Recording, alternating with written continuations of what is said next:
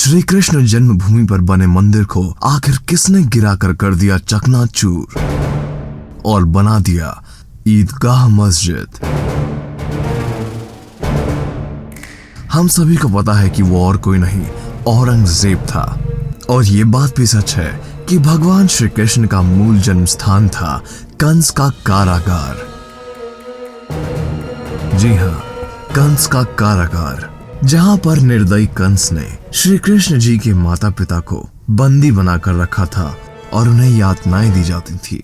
और वही कारागार है इस ईदगाह के नीचे।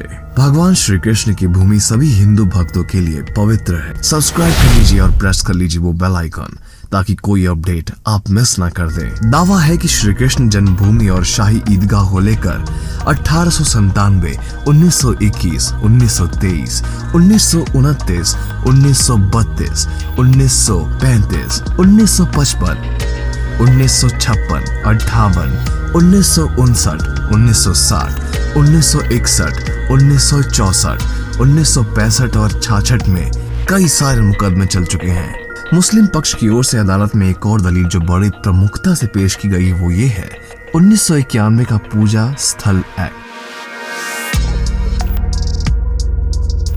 मुस्लिम पक्ष के मुताबिक इस एक्ट में साफ तौर पर कहा गया है कि देश में 1947 से पहले धार्मिक स्थलों को लेकर जो भी स्थिति थी वह उसी तरह बरकरार रखी जाएगी, उसमें कोई छेड़छाड़ नहीं की जाएगी।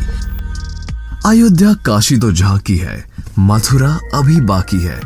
पिछले साल अखिल भारत हिंदू महासभा ने ईदगाह मस्जिद के अंदर बाल गोपाल की मूर्ति स्थापित कर उसका जलाभिषेक करने का ऐलान किया था, लेकिन वे ऐसा नहीं कर पाए थे। मथुरा कोर्ट में श्री कृष्ण जन्मभूमि के पास स्थित शाही ईदगाह मस्जिद को सील करने की याचिका सिविल कोर्ट ने स्वीकार कर ली थी। ऐसी एक नहीं कई याचिकाएं हैं। ये विवाद कुल मिलाकर 13.37 एकड़ भूमि के मालिकाना हक के बारे में है, जिसमें से 10.9 एकड़ जमीन श्री कृष्ण जन्म स्थान के पास और 2.5 भूमि शाही ईदगाह मस्जिद के पास है। इस वाद विवाद में कोर्ट ने 4 संस्थाओं को नोटिस दिया था।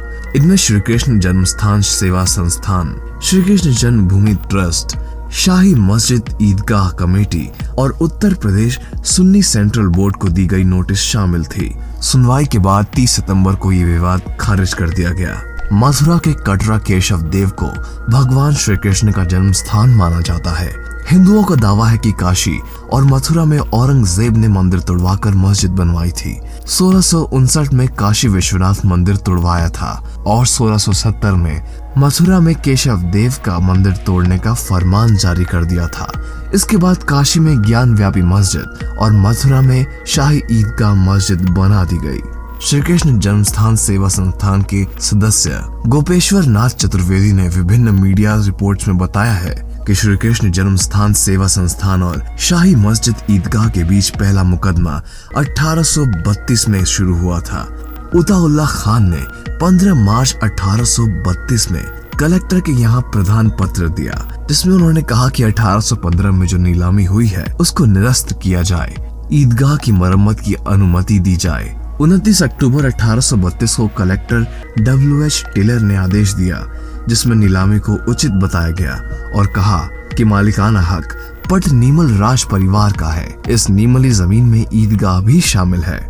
संस्थान के अनुसार 16 मार्च 1815 को ईस्ट इंडिया कंपनी की ओर से कटरा केशव देव परिसर को नजुल भूमि के रूप में खुली नीलामी कर राजा पटनीमल को ये जमीन दे दी गई थी। इसे भगवान श्री कृष्ण के मंदिर के भव्य निर्माण के उद्देश्य से दिया गया था। अब देखने वाली बात ये है कि योगी सरकार में क्या इंसाफ मिल पाएगा मथुरा वासियों और पूरे हिंदू समाज को। सब्सक्राइब कर लीजिए और प्रेस कर लीजिए वो बेल आइकन, ताकि कोई अपडेट आप मिस ना कर दें।